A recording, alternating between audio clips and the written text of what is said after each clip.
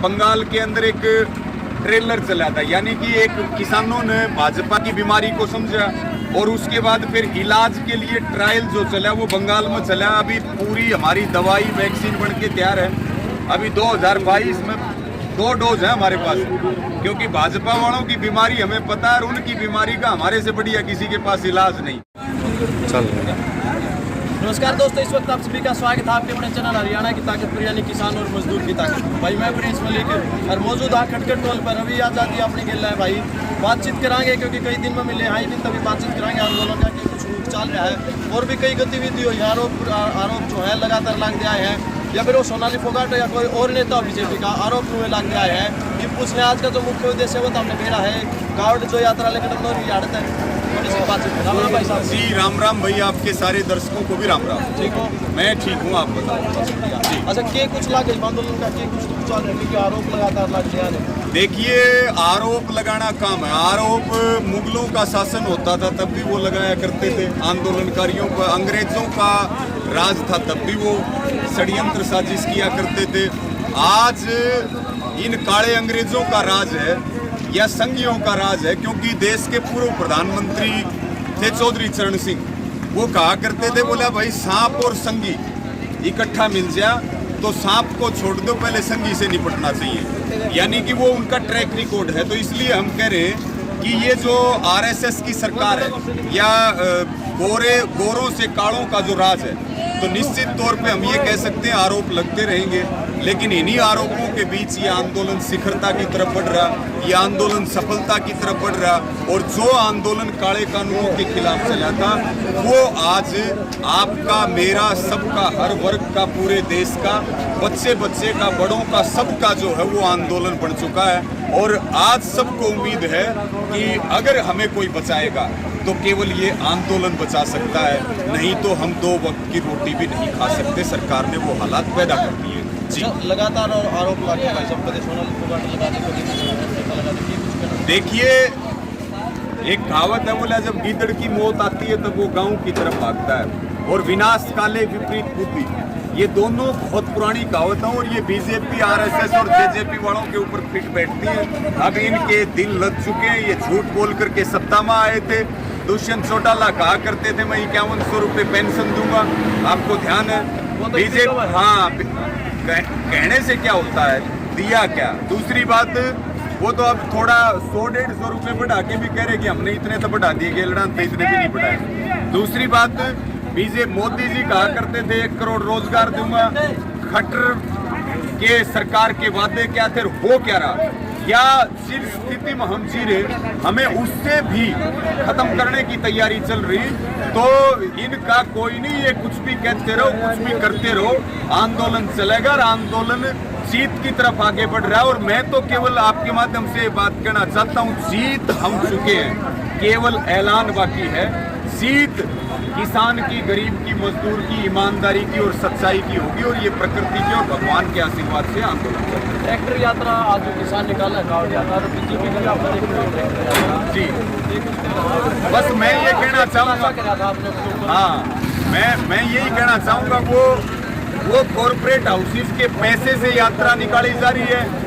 ये यात्रा लोगों की नेक कमाई में से निकाली जा रही है। हमारा एक भी ट्रैक्टर, एक भी ट्राली, एक किसान से टोकनी की ढाल बजा के देख लियो तो किसमें कोई शक मिल जाए। लेकिन वो तो कोई राजस्थान से लेके आऊंगे, कोई भट्टों से ट्रैक्टर लेके आऊंगे, कोई एजेंसी से लेकर के आऊंगे, किसी को लोभ लालच देंगे 2000 का, 3000 का, 5000 का, किसी को खर्चे का लोभ लालच देंगे, किसी को काम का लोभ लालच देंगे। अब कल ट्रैक्टर यात्रा थी, आपने उसमें गाने बज रहे थे, बोला मोदी जी तारी तोप कड़े हम दिल्ली आ गए। बहुत सारे लोग मतलब मिसगाइड हुए। उसके लिए हमने हरियाणा से अपील की है कि गांव-गांव में सब अपने गांव में पंचायत करके और इस तिरंगा यात्रा में ना जाने का संकल्प अपने गांव में ले। और ये फर्क है इनकी यात्रा पर हमारी यात्रा में। अच्छा भाई साहब, आरोपी गंदगी फैलाओ, देखिए, हम ये उनको शर्म आनी चाहिए। उनको सत्ता पे बैठाने वाला यही किसान है, और उनको सत्ता में से मट्टी में भी यही किसान मिला होगा। उनको जो कहना है वो कहें, लेकिन कोई बात भूली नहीं जाएगी। सब बातों का सूद समेत हिसाब होगा। चींटी से लेकर के हाथी तक पेट भरने वाला देश की सीमाओं की रक्षा के लिए अपने बच्चे कुर्बान करने वाला, प्रकृति की और संस्कृति की रक्षा करने वाला केवल और केवल किसान है, केवल और केवल मजदूर है, और वही इनको बनाने वाला है। और अगर आज ये उसी के गिरेबान पर हाथ डाल रहे हैं, उसी को उसी की जमीन से बेदखल करने की तैयारी है, या उसी को उसी की जमीन पर बंधुआ मजदूर बनाने की तैयारी है, तो डंके की चोट पर इस बात का हिसाब किया जाएगा, पीछे नहीं हटेंगे। जी, इलेक्शन की बात चल रही है, यूपी में बहुत बढ़िया प्रतिक्रिया रहेगी। जैसे बंगाल के अंदर एक ट्रेलर चला था, यानी कि एक किसानों ने भाजपा की बीमारी को समझा और उसके बाद फिर इलाज के लिए ट्रायल जो चला वो बंगाल में चला। अभी पूरी हमारी दवाई वैक्सीन बन के तैयार है। अभी 2022 में 2 डोज है हमारे पास, क्योंकि भाजपा वालों की बीमारी हमें पता है और उनकी बीमारी का हमारे से बढ़िया किसी के पास इलाज नहीं। और जिसका इलाज किसान करते वो बावड़ के दोबारा जामिया नहीं करे, तो इसलिए 2 डोज हैं। एक 2022 में उत्तर प्रदेश में लगेगी और एक 2024 में केंद्र में लगेगी। उसके बाद आंदोलन तो रहेगा, लेकिन मोदी सरकार केंद्र में नहीं मिलेगी। हरियाणा में ये दुष्यंत और खट्टर की सरकार टोय भी नहीं पाओगी। दिग्विजय चौटाला जी का एक इंटरव्यू देख रहा था, उसको बताया है कि भाई अगर किसान में मौका दें बॉर्डर पाने का, मतलब मेरे के लिए कुछ गलत नहीं करे तो वो उड़ा कर समझा सकते हैं। 2-3 काले कानून है, काले नहीं सफेद ऐसा है, हमें उनके ज्ञान की जरूरत नहीं है। हमें ज्ञान की जरूरत नहीं, वो अपनी मड़ाई खाएं, सत्ता में बैठ करके जितना दिन खा सकते हैं खाएं, लेकिन जनता उनको नकार चुकी है, जनता उनका तिरस्कार कर चुकी है। और अब उनका चुनाव लड़ना बहुत दूर की बात है। ये जो ये जच्चा बच्चा जननायक जनता पार्टी जो है, ये जननायक जनता पार्टी तो बिल्कुल खात्मे के कगार पर है और ये जनता से अपना विश्वास खो चुके हैं। ये किसान विरोधी और ये लोग जो है संविधान विरोधी साबित हो चुके हैं। तो कम से कम दिग्विजय चौटाला, जिसको खुद का ट्रैक रिकॉर्ड देखना चाहिए, जिसको खुद का चरित्र देखना चाहिए, जिसको खुद का व्यवहार देखना चाहिए, दिग्विजय चौटाला से किसान बिरादरी को कोई ज्ञान की जरूरत नहीं है। वो अपनी औकात और हद में रह करके बात करें, जितनी उनकी औकात और वैल्यू है। जी, तो किसानों ने क्योंकि युवा जो है आगे बहुत समझदार है, बहुत सियाने हैं, शांतिपूर्वक काम चला रहे। देखिए, बहुत मेरी सबसे यही अपील है कि हरियाणा का युवा, या हम कहें कि हिंदुस्तान का युवा इस आंदोलन में बहुत एक रीढ़ की हड्डी के तौर पे काम कर रहा है। जहां भी उसकी जिम्मेवारी लगी है उसने बहुत जिम्मेदारी के साथ काम किया।